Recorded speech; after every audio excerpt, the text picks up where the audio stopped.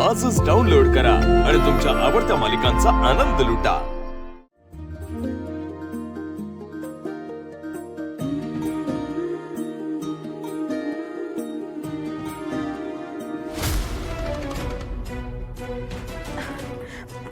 वहिनी, तेजू, अक्का, तेजू काय झालं? वहिनी, मला खूप गरगरल्यासारखं होतंय आणि पोटात कसं तरी होतं आणि श्वास पण कोंडल्यासारखा वाटतोय। खूप अनइझी होतंय का? एवढ्या वेळ पण आराम नव्हता, पण आता जरा जास्तच त्रास वाटायला लागलाय। हो, पाणी पिया रे। पाणी पी।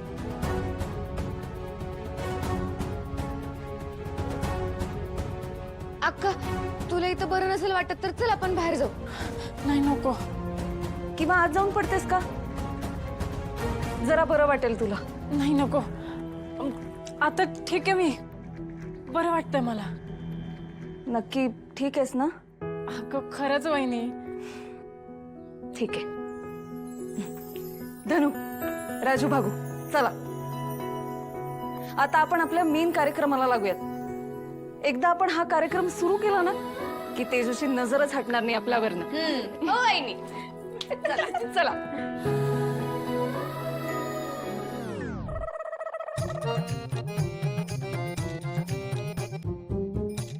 दलून बघितलं नाही। आता ना खरंच मारे ना मी तुम्हाला। थांबा, लाटणच घेऊन येते मग कळ।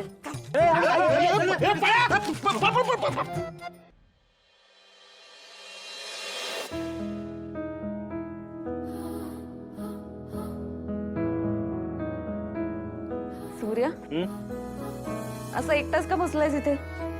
तुला मगाशी आत यायचं होतं ना? कार्यक्रम बघायचा होता ना तुला? काजू पुढे मगाशीच आतमध्ये आले। काजू पुढेची गोष्ट वेगळी। आता डॉक्टर मॅडमने आम्हाला एवढे नियम आखून दिले ते तोडून चालणार आहे वे? आणि तिजूचा कार्यक्रम व्यवस्थित पार पडला ना मग झालं, पण तिथं मी असू नाही तर नसू। हो का? असं म्हणतात माणूस बायकोचा शब्द तेव्हाच पाळतो जेव्हा तो खूप खुश असतो। खुश आहेच मी डॉक्टर मॅडम, मी तुमचा शब्द सतत पाळत असतो।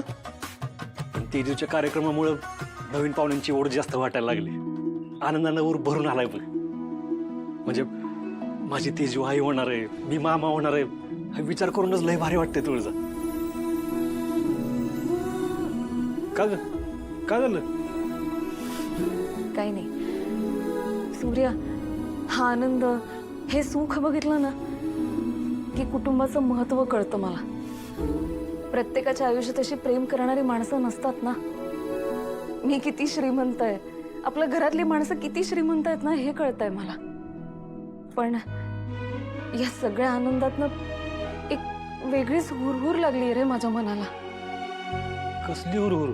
असं नाही सांगता येणार, पण जरा काळजी वाटते। तुझा तू लय विचार करतेस ना त्यामुळे तुला तसं वाटत अस। तू नको काळजी करू, सगळं चांगलं होणार आहे। आणि हा कार्यक्रम पण ना मस्त पार पडतो का नाही बघ तू। सगळं चांगलंच व्हावं असं मनापासून वाटतं रे, पण या सगळ्याला कोणाची दृष्ट नको लागायला। तुळजा, आज चांगला दिवस आहे। अगं तेजूच्या चेहऱ्यावरचं तेजच सांगतंय तिची बाळ सुदृढ जन्माला येणार आहे, तिथं सगळं चांगलं होणार। तू आता नाही ते विचार नको म्हणत अनुस। वहिनी, हा आले आलेच।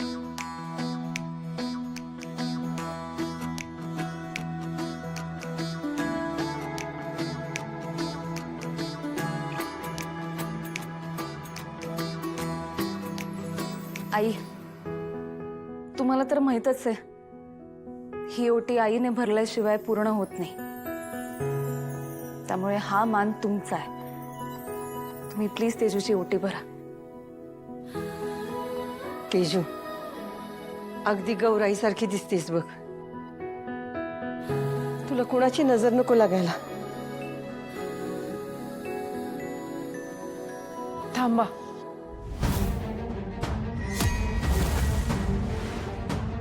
तेजू, काय झालं? वहिनी, ओटी भरायचा अधिकार हा फक्त आईचाच असतो ना? आणि त्याचा मान पण फक्त आईलाच मिळाला पाहिजे असं म्हणतात ना? हो खरंय.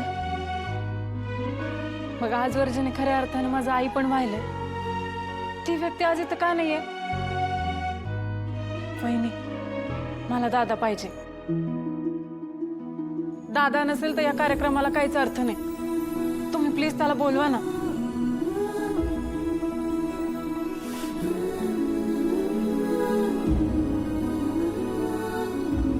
सूर्या, काय झालं? कार्यक्रम सगळं व्यवस्थित चालू आहे ना? सगळं व्यवस्थित चालू आहे, पण तू आत हवास. का? तेजूची ओटी भरली जात असताना तिला तिची आई तिकडे हवी आहे.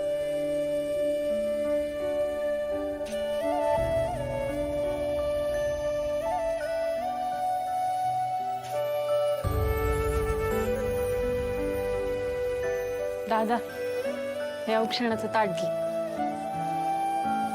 अगं मी दादा, आजवर तू आम्हाला केवढा जीव लावलाय. आमच्यासाठी तूच आमची आई आहेस. म्हणून माझी इच्छा आहे की आज तू मला ओवाळावस. ओवाळशील ना दादा? कधी हसणार आहे, कधी रडणार आहे, कधी हसणार आहे, कधी रडणार आहे. मी सारी जिंदगी माझी तुला जपणार आहे. मी सारी जिंदगी माझी तुला जपणार आहे. मी सारी जिंदगी माझी तुला जपणार आहे. तुझे सारे उन्हाळे, हिवाळे पावसाळे, तुझे सारे उन्हाळे. हिवाळे पावसाळे, मी सोबत हात कायमचा तुझा धरणार आहे. मी सारी जिंदगी माझी तुला जपणार आहे. मी सारी जिंदगी माझी तुला जपणार आहे. चला, ओटी भरण्याचा कार्यक्रम पूर्ण झाला. राजू, ताट आणूयात आता. ठेव. सावकाश. तेजू, तेजू, अगं अजून बरं वाटत नाही का तुला पोरी? अगं नाही आत्या, जरासा तोल गेला माझा. खरंच ना? नाहीतर हे बघ, जर तब्येत ठीक नाही असं वाटत असेल तरी एकदा तुळजाबरोबर बोलून घेतीस का? हा. अगं आत्या, या दिवसात असं होणं साहजिकच आहे. एवढं काय नाही. अगं नाही तसं तेजू, माझ्या मनात जी शंका आहे त्याचा तुला अंदाज नाही पोरी. तुझा बरं एकदा माझ्या मनात असलेल्या शंकेबद्दल बोलू का? सकाळी मालकांनी दुधात काहीतरी टाकलं होतं, ती सांगू का तिला?